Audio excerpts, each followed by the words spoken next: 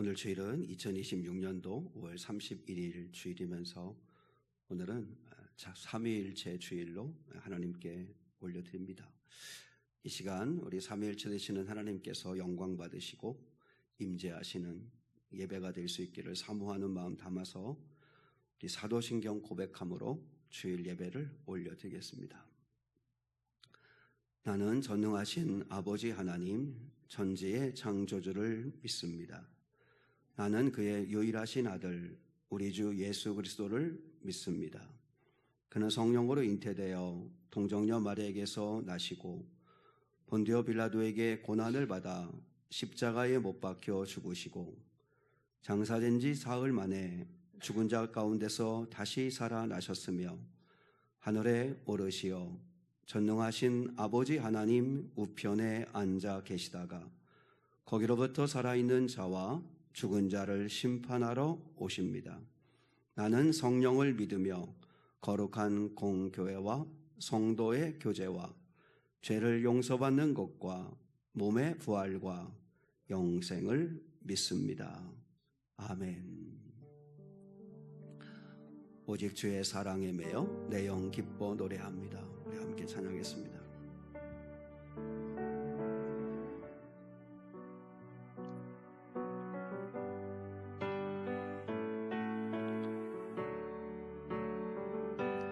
오직 주의 사랑에 매여 내 영 기뻐 노래합니다. 이 소망의 언덕 기쁨의 땅에서 주께 사랑드립니다. 오직 주의 사랑이 오직 주의 사랑에 매여 내 영 기뻐 노래합니다. 이 소망의 언덕 기쁨의 땅에서 주께 사랑드립니다. 오직 주의 임재 안에 갇혀 내 영 기뻐 찬양합니다.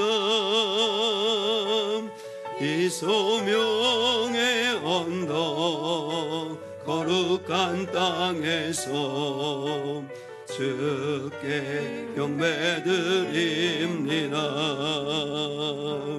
주께서 주신 모든 은혜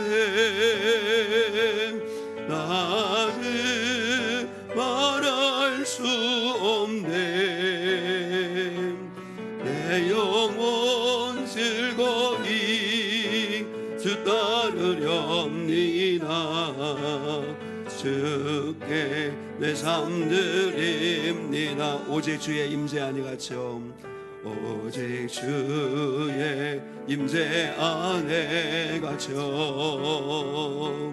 내 영 기뻐 찬양합니다.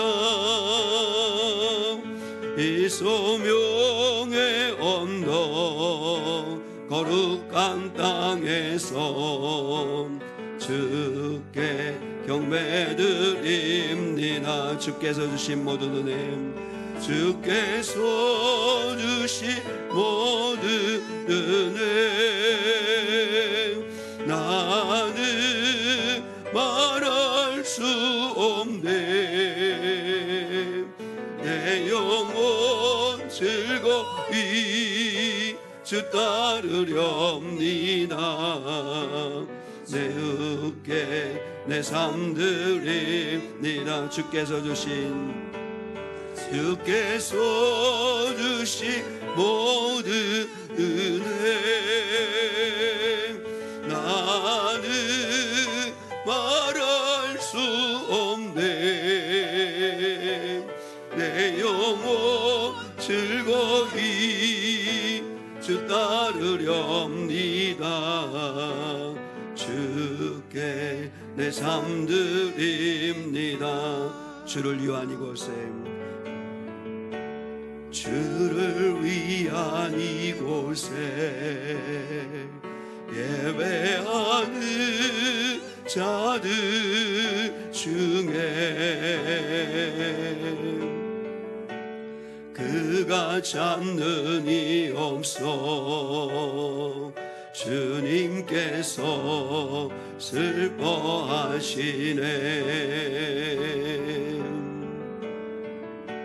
주님이 찾으시는 그 한 사람 그의 배자 내가 그 사람 되기 간절히 주께 예배하네. 주 은혜로 이곳에 서 있네. 주 임재에 엎드려 절하네. 그 어느 것도 남 필요 없네. 주님만 경배해. 주 은혜로 이곳에 서 있네. 주 임재에 엎드려 절하네. 그 어느 것도 남 필요 없네. 주님만 경배해. 한 번 더 주를 위한 이곳에 주를 위한 이곳에 예배하는 자들 중에 그가 찾는 이 없어 주님께서 슬퍼하시네. 주님이 찾으시는 그 한 사람 그의 배자 내가 그 사람 되기 간절히 주께 예배하네. 주 은혜로 이곳에 서 있네. 주 임재에 엎드려 절하네. 그 어느 것도 남 필요 없네. 주님만 경배해. 주 임재로 이곳에 서 있네. 주 임재에 엎드려 절하네. 그 어느 것도 남 필요 없네. 주님만 경배해. 주 은혜로 주 은혜로 이곳에 서 있네. 주 임재에 엎드려 절하네. 그 어느 것도 남 필요 없네. 주님만 경배해. 주 은혜로 이곳에 서 있네. 주 임재에 엎드려 절하네. 그 어느 것도 남 필요 없네. 주님만 경배해. 우리 시청자 하나님 아버지 앞에 합심해서 기도하기를 원합니다. 오직 주님의 사랑에 매여 우리의 영이 기뻐하고 또한 주님께 소망을 두고 살아갈 수 있는 삶이 되게 해달라고, 주를 위한 이곳에 우리가 예배하는 자로 모였는데 주님이 찾으시는 그 한 사람, 참된 예배자가 내가 될 수 있게 해달라고, 이 시간 마음의 문을 활짝 열고 주님만 바라보며 예배하겠사오니 은혜를 달라고, 성령으로 충만케 해달라고 같이 하나님 아버지 앞에 간절한 마음 담아서 기도하겠습니다. 하나님 아버지 감사합니다. 거룩하시고 자비하신 하나님 아버지, 이 시간 오직 주의 사랑에 매이기를 원합니다. 주의 사랑으로 우리를 붙들어 주셔서 하늘에 계시고 자비하신 하나님 아버지, 그 어떤 동기가 아닌 오직 주님을 사랑하는 마음으로 모든 일을 감당할 수 있게 도와주시옵소서. 주님을 사랑하는 자들이 이 시간 모여서 주님을 사랑하는 뜨거운 마음을 가지고 예배합니다. 주님을 사랑하는 마음으로 찬양하며 주님을 사랑하는 마음으로 말씀을 받고 주님을 사랑하는 뜨거운 마음으로 그렇게 살아가기를 원합니다. 거룩하시고 자비하신 하나님 아버지, 이 시간 예배하는 저희를 오직 주의 사랑으로 붙들어 주시옵소서.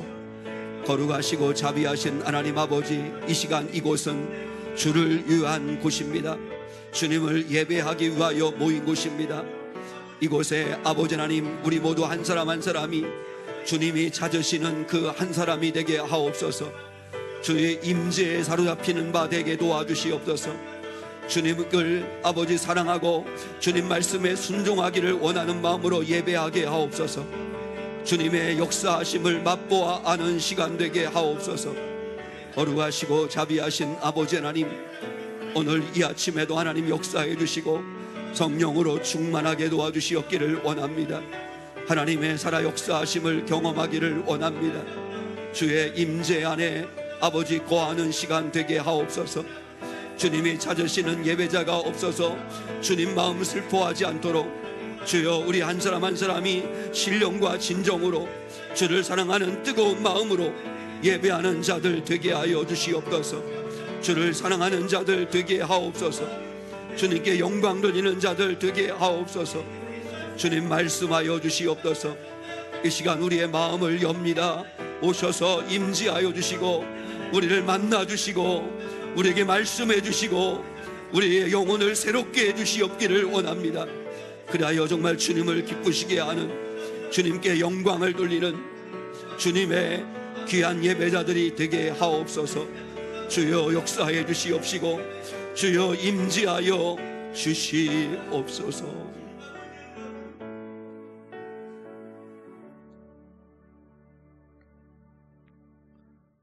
거룩하시고 자비하신 아버지 하나님, 주님이 찾으시는 예배자 그 한 사람이 저희가 되게 하옵소서. 전심과 진심으로 하나님을 예배하게 하옵소서. 사모함으로 예배하게 하시고 하나님 아버지 마음의 문을 열었사오니 오셔서 임재하여 주시고 우리를 충만하게 하여 주옵소서.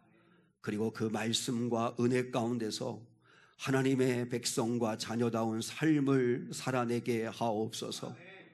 예수 그리스도의 이름 받들어 기도드리옵나이다. 아멘.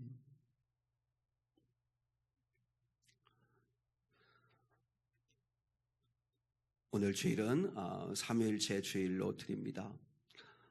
무엇보다 성부, 성자, 성령 하나님을 우리가 믿는 그 믿음의 신앙을 늘 온전케 하고 굳게 하는 우리 성도들 될 수 있기를 축복합니다. 오늘 오후는 온가족 찬양 예배로 함께 합니다. 우리 함께 하나님을 목청 높여서 찬양하는 귀한 시간입니다. 함께 참여하면 좋겠습니다. 그리고 목요일은 성경 공부가 있습니다. 그리고 날이 점점 더워져 가는데 우리 교회 청소 또 점심 봉사 설거지 하시는 분들에게 하나님의 위로와 복이 임할 수 있기를 원하고, 또 우리 모든 성도들은 감사하는 마음으로 또 함께 고마움을 나눌 수 있으면 좋겠습니다. 늘 이제 6월이 이제 되죠. 이제 6월, 7월, 8월은 참 어느 때보다도 더울 수 있을 텐데 우리 사랑하는 성도들 몸도 마음도 영도 주 안에서 강건할 수 있기를 축원합니다. 우리 한번 이 시간에 우리 같이 한번 이렇게 미소를 지으면서 같이 한번 눈 인사하겠습니다. 이렇게 인사하면 읽겠습니다. 오직 주님만 의지하며 삽시다. 인사하겠습니다. 오직 주님만 의지하며 삽시다. 네. 주보에 우리 주님께만 매달리듯이 우리 어린아이 같이 주님께만 매달리고 주님 바라보고 살아가는 우리 성도들 될 수 있기를 축복합니다. 오늘 주시는 하나님의 말씀입니다. 오늘 주신 하나님의 말씀은 요한복음 13장 6절로 11절, 16절로 17절 말씀입니다. 신약성경 요한복음 13장 페이지 수로는 169면입니다. 169면 요한복음 13장 6절로 11절 말씀을 먼저 같이 받들어 읽습니다. 시작. 시몬 베드로에게 이르시니 베드로가 이르되 주여 주께서 내 발을 씻으시나이까? 예수께서 대답하여 이르시되 내가 하는 것을 내가 지금은 알지 못하나 이후에는 알리라. 베드로가 이르되 내 발을 절대로 씻지 못하시리이다. 예수께서 대답하시되 내가 너를 씻어주지 아니하면 네가 나와 상관이 없느니라.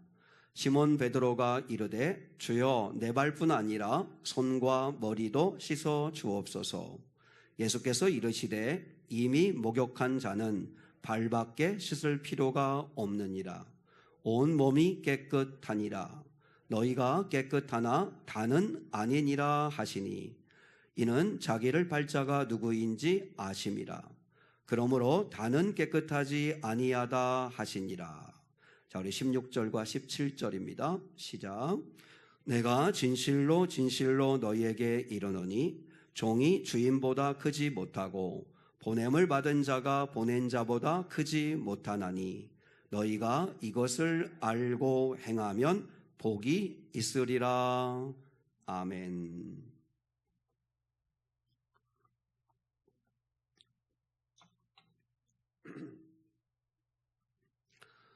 오늘 17절의 말씀을 우리가 붙들고 함께 하나님의 말씀을 나누기를 원합니다. 너희가 이것을 알고 행하면 복이 있으리라.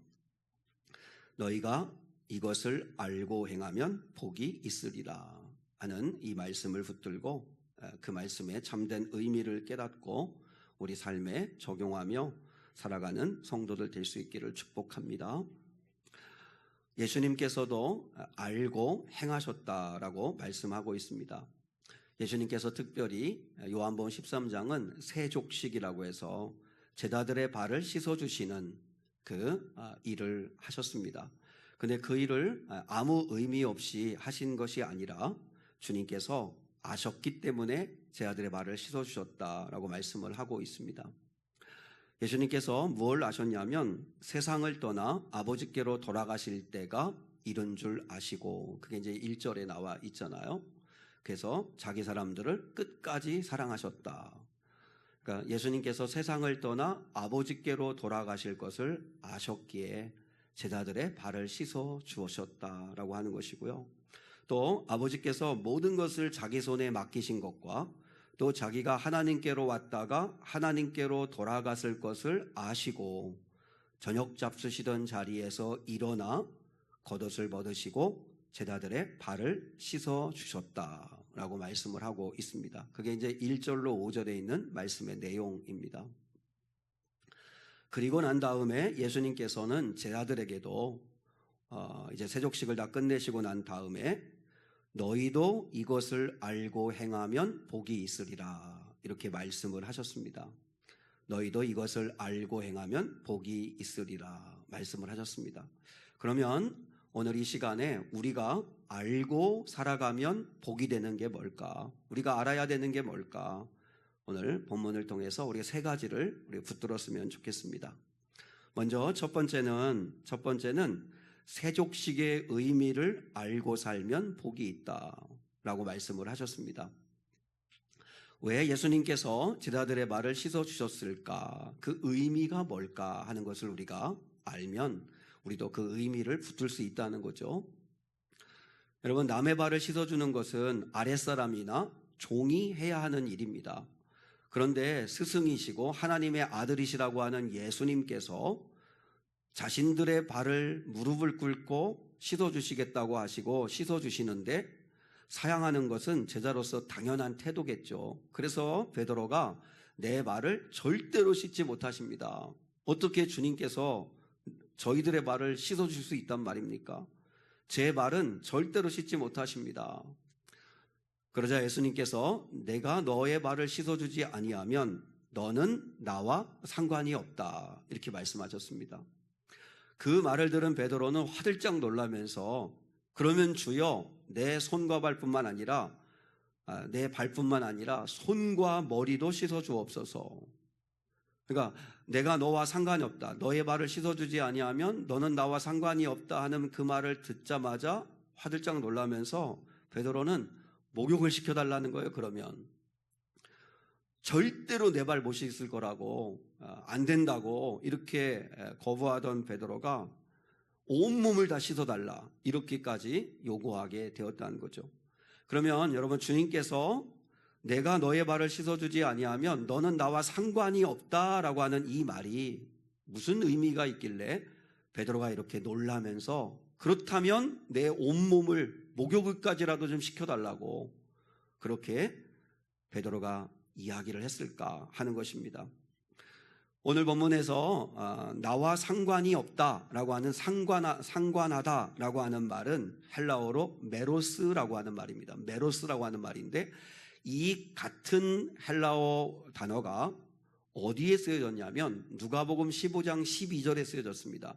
누가복음 15장 12절에는 무슨 이야기냐면 둘째 아들이 아버지한테 아버지요 내게 주실 분깃을 나눠주십시오 이렇게 요구하잖아요.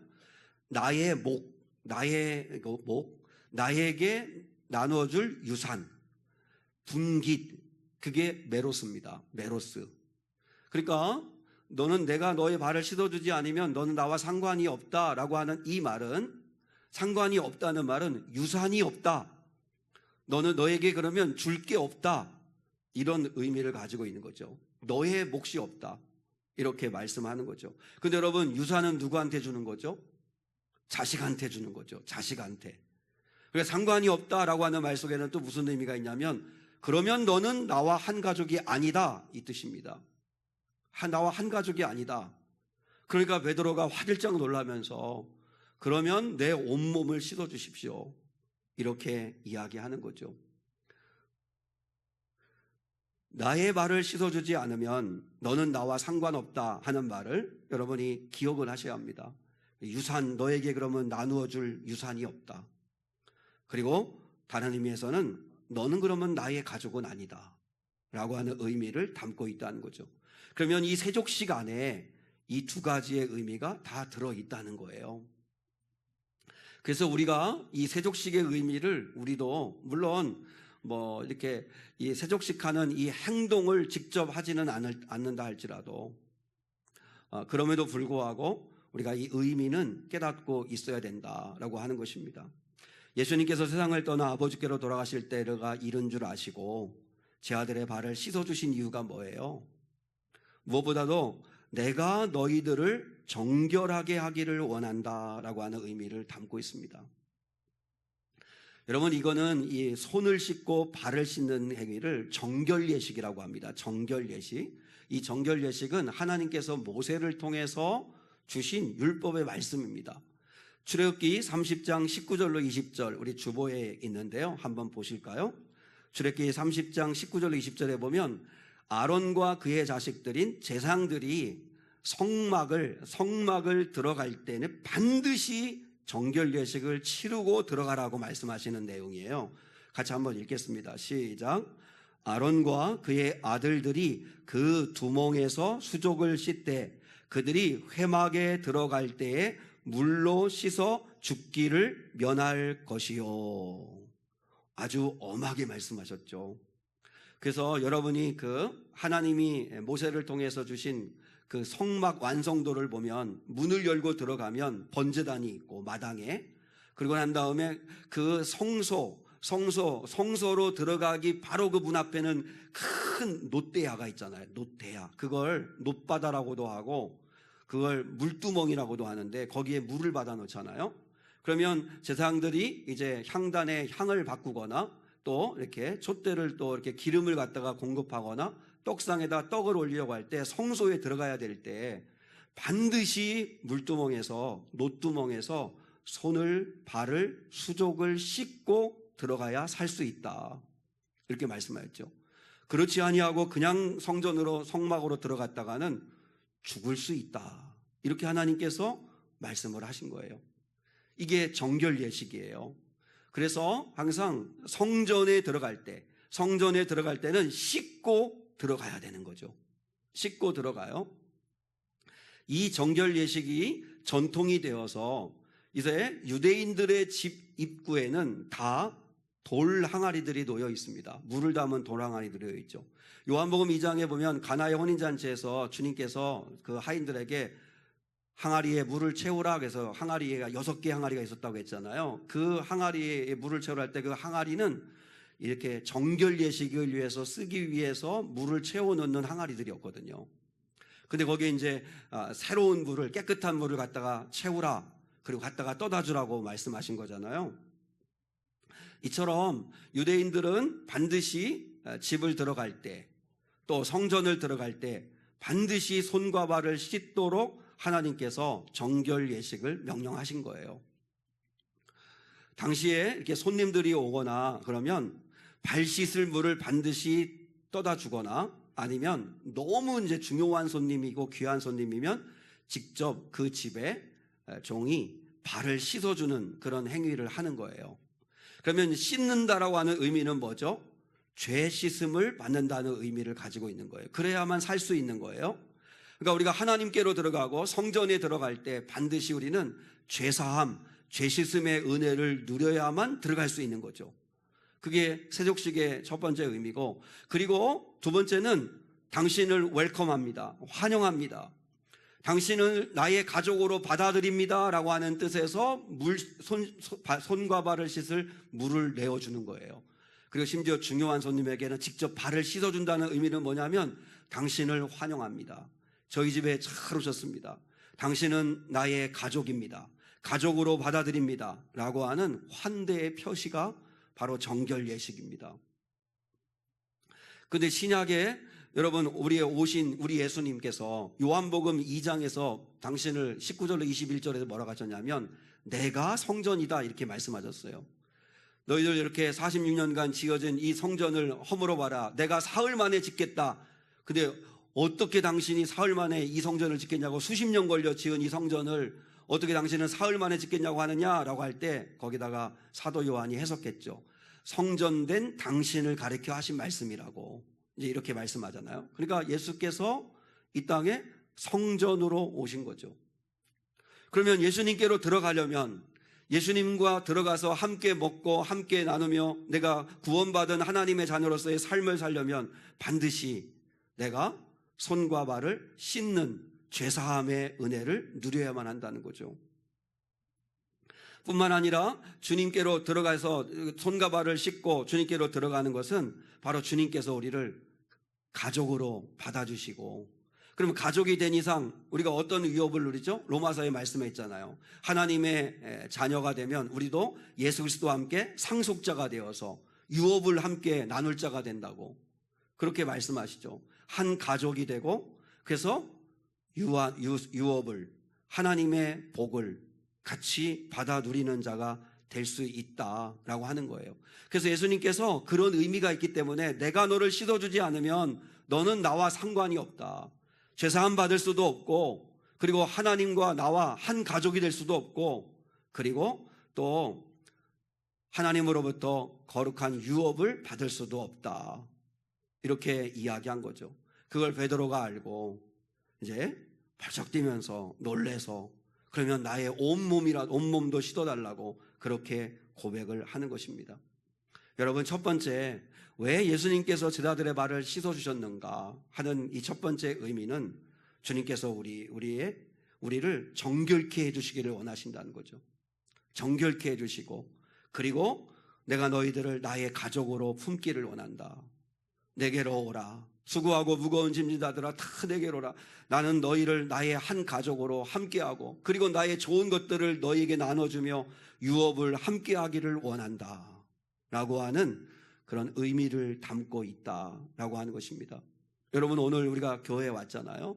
교회에 오고 우리가 교회 문을 들고 왔는데 그냥 몸만 이렇게 왔다 가는 게 아니라 예수의 보혈의 능력을 내가 다시 한번 확신하고 하나님 지금까지 지은 나의 모든 허물과 죄를 씻어주시고 앞으로도 또한 지을 내 모든 죄악들도 주님 예수의 보혈을 의지할 때마다 씻어주시는 은혜를 베풀어 주옵소서. 그렇게 기도할 수 있고 구할 수 있기를 축복합니다. 그리고 주님은 우리를 당신의 가족으로 하나님의 자녀로 삼아주셨다는 사실, 이 사실을 우리가 믿음으로 고백할 수 있기를 축복합니다. 두 번째, 우리가 알고 살아가면 복이 되는 게 뭐냐? 죄사함을 어떻게 받는 것인가를 분명히 알고 살기를 바라신다는 거죠. 자, 이제 베드로가 내 발뿐만 아니라 그러면 목욕도 좀 시켜주세요. 아예 그냥 내 온몸을 좀 씻어주세요. 그렇게 이야기할 때 예수님이 뭐라고 말씀하셨죠? 10절에 보면 이미 목욕한 자는 발밖에 씻을 필요가 없느니라 하는 말씀을 하셨죠. 이미 목욕한 자라고 하는 것은 무엇을 얘기하는 거죠? 예수 그리스도를 믿음으로 죄를 온전히 씻음받고 하나님의 자녀로 거듭나 완전한 구원을 받은 사람을 말하는 거죠.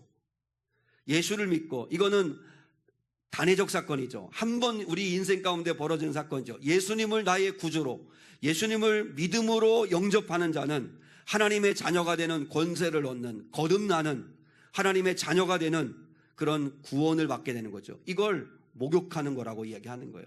이미 목욕한 자가 된 거죠. 그러니까 저와 여러분도 예수님을 믿음으로 이 자리에 와 있다면 우리는 이미 목욕한 자입니다. 목욕한 자. 그러면 목욕한 자는 예수님을 믿음으로 말미암아 죄 사함을 받은 자, 원죄를 사함 받은 자는 이미 발밖에 씻을 필요가 없다. 이렇게 말씀을 하시는 거죠. 발밖에 씻을 필요가 없다라고 하는 이야기는 여러분 잘 아시죠? 예수님을 믿고 죄 사함을 받은 사람이라도 그럼에도 불구하고 여전히 이 세상을 살아가야 되기 때문에 이 세상 속을 살다 보면 또 발에 먼지가 묻기도 하고 또 그리고 더럽혀지기도 한다는 거죠.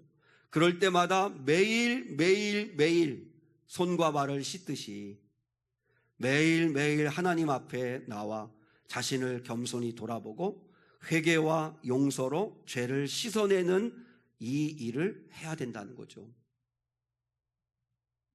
목욕은 했지만 살다 보면 먼지 뒤집어 쓰는 일들이 생기지 않습니까? 우리가 예수를 믿고 구원함을 받았지만 세상을 살다 보면 어느 순간 마음과 삶에 먼지가 쌓입니다. 생각으로도 수없이 많은 죄를 지을 때도 있고 또 말로 누군가에게 깊은 상처를 줄 때도 있고 마음과는 달리 내가 왜 그 말을 했을까? 그래서 말 실수를 통해 고통을 주는 경우도 있고 또 욕심에 끌려 넘어질 때도 있고 미움과 분노에 사로잡혀서 살 때도 있고 또 근심, 걱정, 염려, 두려움 속에 살 때가 있고 그때마다 여러분 우리는 어떻게 해요? 매일매일 주님 앞으로 나와 주님의 임재 안에 주님의 은혜를 누리기 전에 먼저 손과 발을 깨끗이 씻는 정결 예식을 가져야 한다는 거죠. 계속 손과 발을 씻는 그 매일매일의 삶에 회개의 은혜가 우리에게 또 임해야 된다는 거죠. 자, 요한일서 1장 9절을 한번 볼까요? 주보에 요한일서 1장 9절 이렇게 말씀하죠. 같이 읽겠습니다. 시작. 만일 우리가 우리 죄를 자백하면 그는 미쁘시고 의로우사 우리 죄를 사하시며 우리를 모든 불의에서 깨끗하게 하실 것이요. 여기 보면 만일 우리가 우리 죄를 자백하면 할 때 죄는 하마르티안이라고 하는 단수형입니다. 하마르티안이라고 하는 단수. 죄라는 게 하마르티아잖아요. 관역에서 벗어나다라고 하는 뜻이잖아요. 하나님의 목표, 하나님이 원하시는 삶에서 벗어나는 삶을 사는 걸 죄, 하마르티아라고 하는데 여기서 죄를 자백하면이란 말은 하마르티안이란 단수예요. 무슨 말이냐면 내가 죄인이라는 걸 인정하면, 내가 죄인이라는 것을 고백하고 죄를 회개하면, 그러면 그는 미쁘시고 의로우사 우리 죄를 사하시며 할 때 뒤에 나오는 죄는 하마르티아스라고 하는 복수형입니다. 무슨 말이죠? 죄악들, 범죄한 것들, 그것들이 사함을 받게 될 것이다, 이렇게 말씀하는 거예요. 그러니까 내가 죄인임을 고백하는 거예요. 내가 예수님을 믿고 거듭났어요. 내가 목욕을 했어요. 난 예수님을 믿어요. 예수를 영접하고 하나님의 자녀가 되었어요. 그럼에도 불구하고 사는 가운데, 삶 가운데 또 때가 묻고 먼지가 쌓이고 쓰러지고 넘어질 때도 있어요. 그때마다 주님, 저는 바울의 고백처럼, 로마서 7장의 고백처럼 나는 선을 행하고 싶은데, 하나님의 자녀답게 살고 싶은데, 죄를 이기고 싶은데 또 내 안에 죄가 있어. 나는 그래서 연약하여서 또 넘어지고 실수하고 이런 부족한 모습을 보입니다. 저는 죄인입니다. 주의 은혜 없이는 살 수 없는 자입니다. 죄인임을 고백하고 그리고 날마다 주님의 죄 씻음을 구하면, 그러면 일상생활 속에서 짓는 죄악들을 사함받을 수 있을 것이다 라고 하는 말씀이 요한일서 1장 9절의 말씀입니다.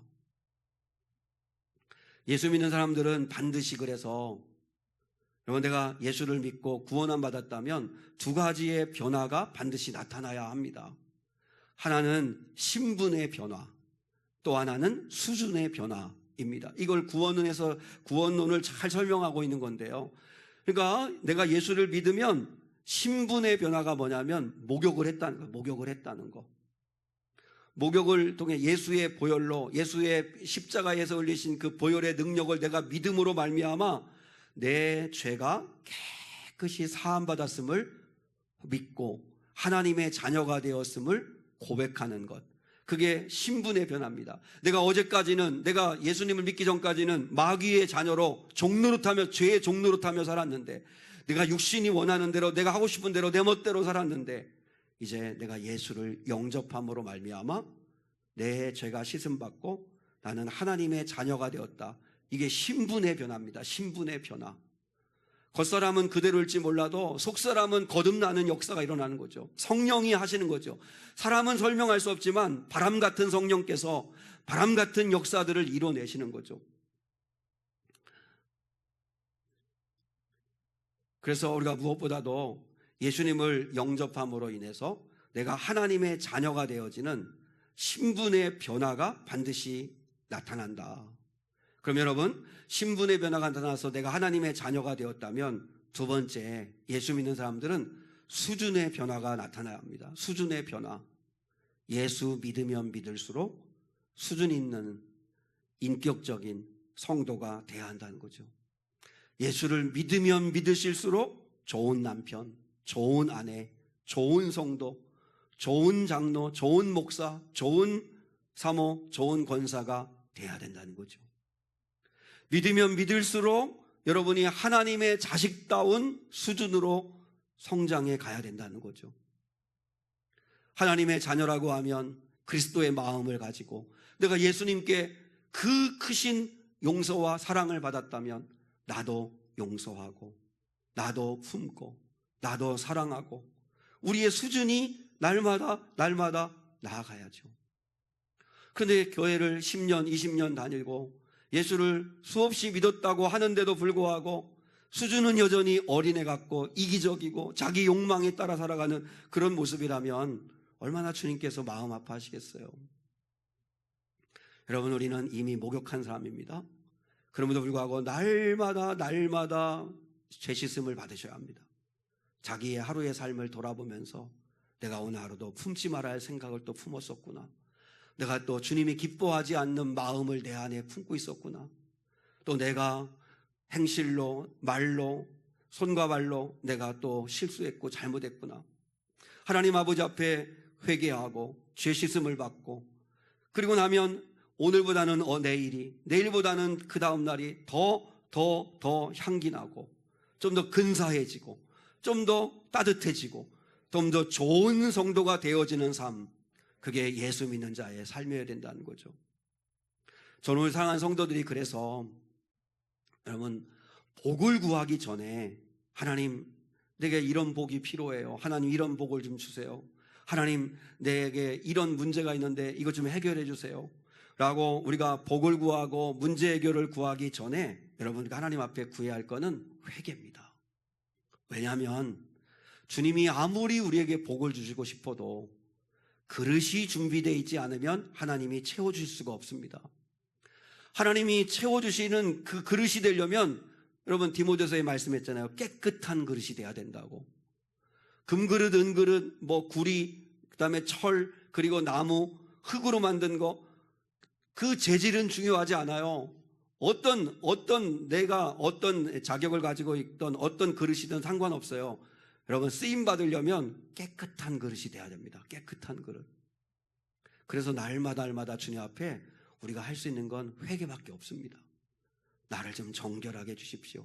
다윗의 기도처럼 우슬초로 나를 씻어주시고 성령을 내게서 거두지 마시고 구원의 즐거움을 날마다 회복시켜 주시고 하나님 내 안에 있는 그 죄를 이겨낼 수 있게 해주십시오 하고 하나님 아버지 앞에 은혜를 구하는 거죠. 그러면 우리의 마음이 깨끗하게 정결하게 준비되면 하나님이 필요한 걸 알아서 채워주십니다.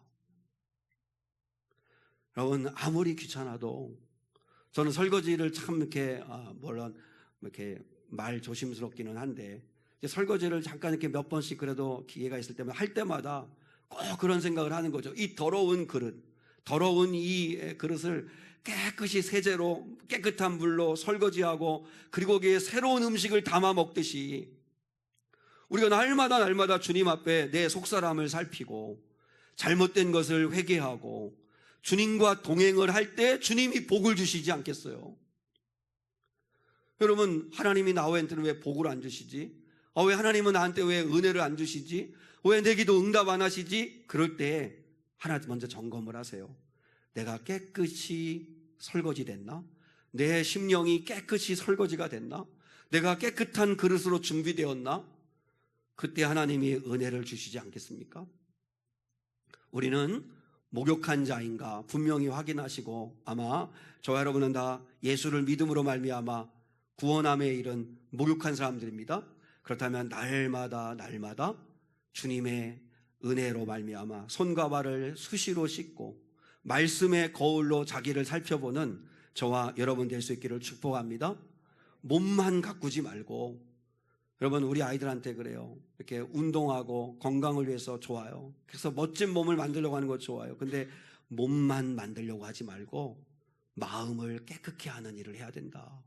우리 성도들도 마찬가지입니다. 여러분 외모를 가꾸고 몸을 가꾸는 것도 귀하고 귀한데 더 중요한 건 마음을 깨끗게 하는 것입니다. 마음을 날마다 가꾸는 것입니다. 그래서 내 안에 잡초 그리고 또한 어떤 그 죄악 덩어리, 쓰레기 덩어리가 썩고 있지는 않은지 잘 살펴서 그래서 정결한 하나님의 자녀로서의 삶을 살아갈 수 있기를 축복합니다. 마지막 세 번째, 주님의 마음을 알고 살면 복이 있다는 것입니다. 주님의 마음을 알고 살면 복이 있다. 세족식의 의미를 알고 살자. 또 어떻게 죄사함에 이르는 것인지를 알고 살자. 그리고 주님의 마음을 알고 살자는 거죠. 자, 우리 16절과 17절 한 번 더 같이 한번 읽어볼게요. 16, 17절 시작. 내가 진실로 너희에게 이르노니 종이 주인보다 크지 못하고 보냄을 받은 자가 보낸 자보다 크지 못하나니 너희가 이것을 알고 행하면 복이 있으리라. 여러분 예수님은 하나님의 아들이십니다. 높고 높은 보좌 위에 앉으셔서 우리의 모든 영광을 받으시기에 합당하신 분이십니다. 제자들에게는 높고 높은 자신들의 스승이십니다. 그리고 존귀하게 여김을 받으셔야 할 분입니다. 주님은 제자들보다는 훨씬 더 큰 자이십니다. 그런데 그분이 스스로 낮아지셔서 무릎을 꿇고 겉옷을 벗으시고 그리고 친히 제자들의 더러운 발을 한 사람 한 사람 씻어 주셨다는 거죠. 그러면서 주님이 말씀하시는 거예요. 너희가 내가 한 이 일을 알고 행하면 너희는 복이 있다. 그러니까 여러분, 주님이 우리에게 뭘 가르쳐 주신 거죠? 섬김 받는 것보다 섬기는 게 복이 있다는 걸 알고 살아야 된다는 거예요. 섬김을 받는 것보다 섬기고 사는 게 복이 있다는 것을 알고 살라.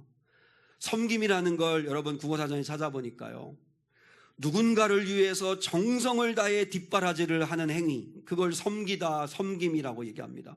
누군가를 위해서 정성을 다해 뒷바라지를 해주고 돌보아 주는 것, 그게 섬긴다는 거예요.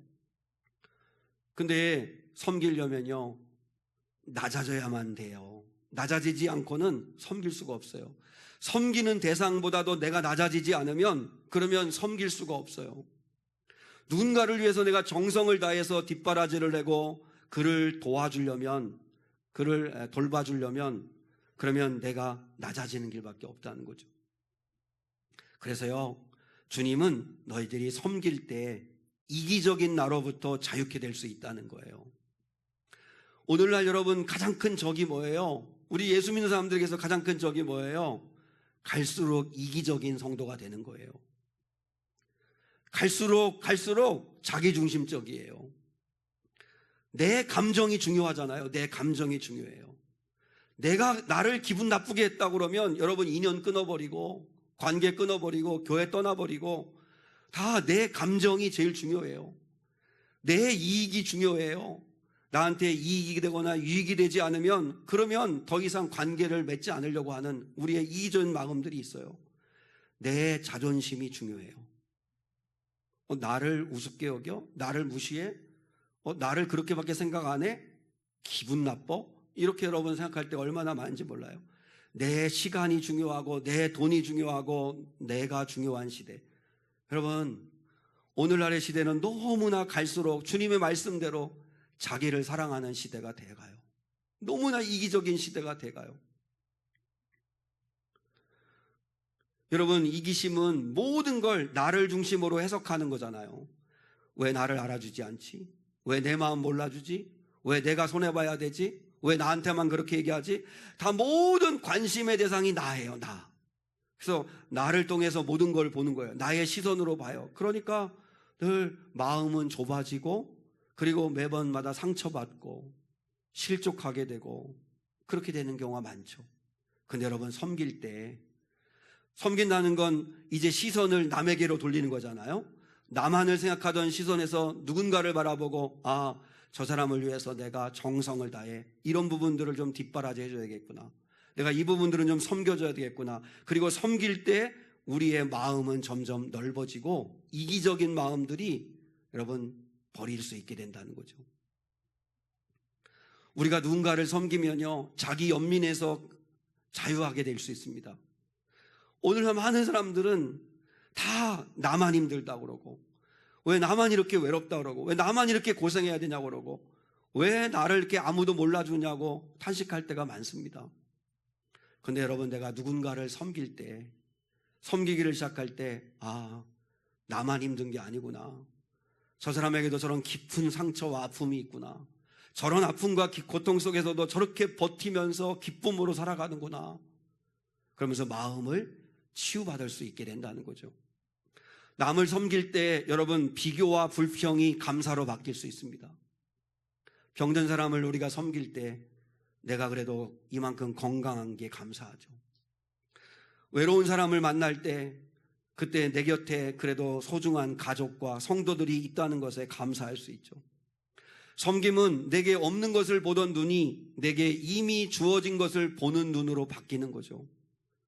여러분, 없는 거 자꾸 바라보고 원망하지 말고 하나님이 이미 주신 것, 있는 것을 보고 감사할 수 있는 저와 여러분 될 수 있기를 주님의 이름으로 축복합니다. 우리가 섬기다 보면 나도 누군가에게 필요한 사람이구나 하는 걸 또 깨닫게 됩니다. 오늘날 많은 사람들이 나는 쓸모없는 인간이야, 나는 누구에게도 도움이 안 되는 인간이야, 나는 짐만 되는 사람이야, 이렇게 생각할 때가 많은데, 여러분이 누군가를 한번 섬겨보시죠. 누군가를 책임지고 돕고 섬기다 보면 나도 쓸모 있는 인간이구나, 나도 필요한 사람이구나, 나도 살아야 할 이유가 있구나. 여러분, 여러분이 돌보고 뒷바라지해야 할 가정이 있잖아요. 자녀가 있잖아요. 여러분이 돌보고 뒷바라지해야 할 부모들이 있잖아요. 그걸 짐으로만 생각하지 말고 오히려 그 섬김을 통해서 주님의 마음을 알고 내가 살아야 할 이유를 발견하고, 그리고 그렇게 섬길 때 여러분, 주님이 은혜를 주시고 복을 주십니다. 이걸 알고 행하는 자가 복이 있다. 알고 행하는 자. 보세요. 주님이 제 아들의 발을 씻어주셨잖아요. 근데 주님께서 그렇게 낮아지심으로 섬기셨지만 베드로는 몇 시간 뒤에 예수를 3번이나 부인합니다. 가룟 유다는 아예 돈 받고 예수를 배신하고 팔아버립니다.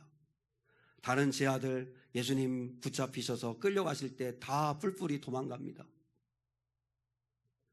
여러분, 때로는 주님이 12자들의 발을 씻어주셨는데, 그런데 배신당하시고 누구 하나 알아주기는커녕 오히려 도망가는, 오히려 주님을 이용하는 그런 모습을 보잖아요. 우리도 마찬가지입니다. 우리가 누군가의 발을 씻어주는 심정으로 누군가를 지극정성으로 섬길 때 다 알아주지 않습니다. 오히려 서운할 때가 더 있고 오해받을 때도 있고 오히려 여러분 상처받을 때도 있습니다. 그럼에도 불구하고 주님 아신다. 주님이 아신다. 주님 뭐라 말씀하세요? 너희들이 그럼에도 불구하고 이걸 알고 주님이 그렇게 하셨듯이 그렇게 알고 행하면 너희에게 복이 있다. 주님이 말씀하시죠. 저는 한 주간 갈라디아서 6장 7절 사람이 심은 대로 그대로 거두리라 하는 그 말씀을 계속 한 주간 붙들고 살았습니다. 심은 대로 거둔다. 심은 대로 거두게 하시는 하나님이시다.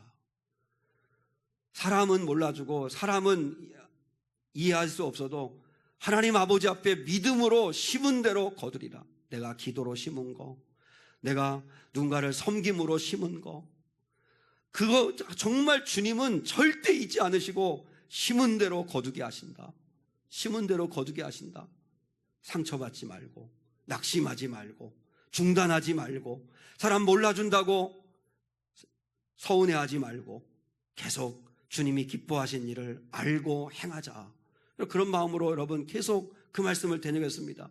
목회하면서도 또 여러분 살아가면서도 하나님은 심은 대로 거두게 하시는 하나님, 심은 대로 거두게 하시는 하나님, 이 심을 우리가 믿고 여러분 사람이 몰라도 하나님 다 아십니다.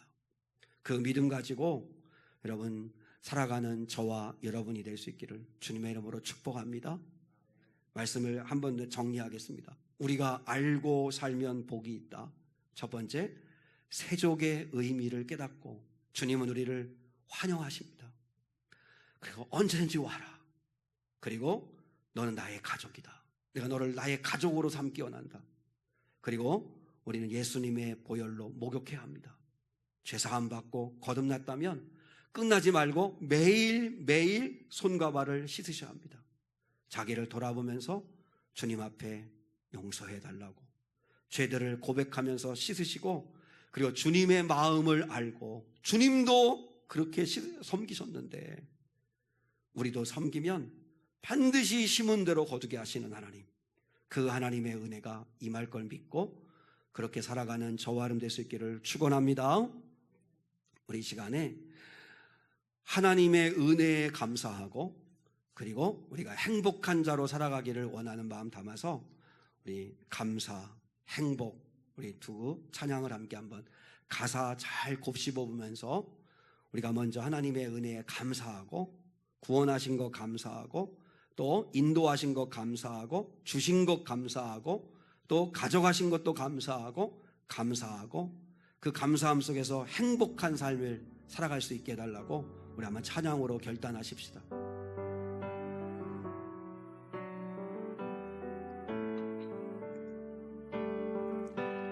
오늘 숨을 쉬는 것 감사,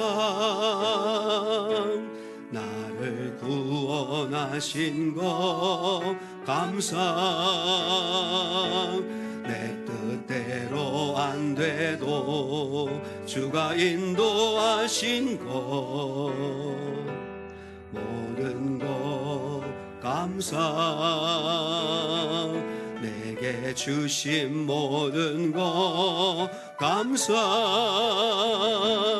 때론 가져가심도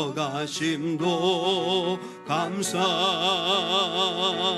내게 고난 주셔서 주 뜻 알게 하신 것 모든 것 감사 오늘 숨을 쉬는 것 감사 너를 구원하신 것 감사 내 뜻대로 안 돼도 주가 인도하신 것 모든 것 감사 항상 주 안에 있음 감사 참된 소망 주심도 감사 나 같은 사람도 자녀 삼아 주신 것 모든 것 감사 주님 감사해요 주님 감사해요 내가 여기까지 온 것도 은혜입니다 주님 감사해요 주님 감사해요 나를 사랑하신 주 사랑 감사함 주님 사랑 감사합니다 주님 감사해요 주님 감사해요 내가 여기까지 온 것도 은혜입니다 주님 감사해요 주님 감사해요 나를 사랑하신 주 사랑 감사합니다 화려하지 않아도 정결하게 사는 삶이 행복한 것입니다. 가진 것이 적어도 감사하며 살면 행복한 것입니다. 내게 주신 작은 힘 나눠주며 살면 행복한 것입니다. 여러분 눈물 날 일 많지만 기도할 수 있다면 행복한 것입니다. 억울한 일 많지만 주를 위해 참는다면 행복한 것입니다. 비록 짧은 작은 삶이 살지라도 주 뜻대로 산다면 이것이 행복입니다. 우리 이렇게 살아갈 수 있기를 고백하며 찬양하겠습니다.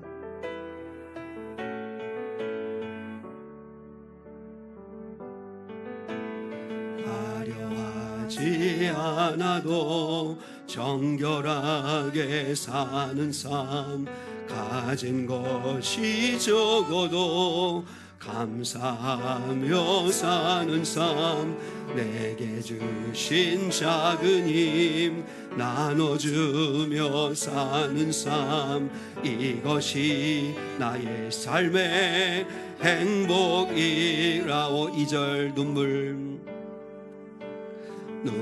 날 일 많지만 기도할 수 있는 건 억울한 일 많으나 주를 위해 참는 건 비록 짧은 작은 삶 나눠로 사는 건 이것이 나의 삶의 행복이라오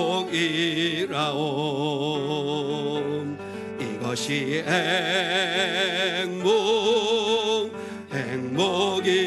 행복이라오 세상은 알 수 없는 하나님 선물 이것이 행복이라오 하나님의 자녀로 살아가는 것 이것이 행복이 우리 두 손 들고 이것이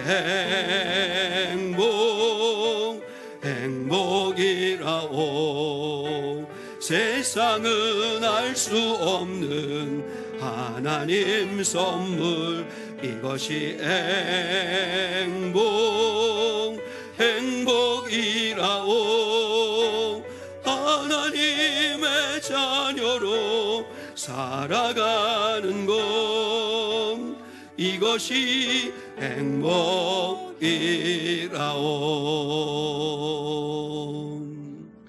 감사하며 살기를 축복합니다.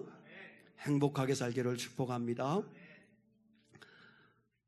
지금은 우리 주 예수 그리스도의 은혜와 하나님 아버지의 극진하시고 크신 사랑과 성령 하나님의 함께하시며 동행하시며 인도하여 주시는 은혜가 오늘 이 거룩한 주일을 맞아 무엇보다 이것을 알고 행하면 복이 있다고 하시는 주의 말씀 따라 세족의 의미가 무엇인지, 어떻게 우리가 죄사함을 받고 하나님의 자녀가 되어 날마다 수준이 변화되어지며 살아갈 수 있는지, 그리고 무엇보다 주님의 마음으로 섬길 수 있는지를 깨닫게 하시니 감사하고, 그 말씀 따라 살기 원하는 예배자들 위에 이제로부터 영원까지 함께 하시기를 간절히 축원하옵나이다.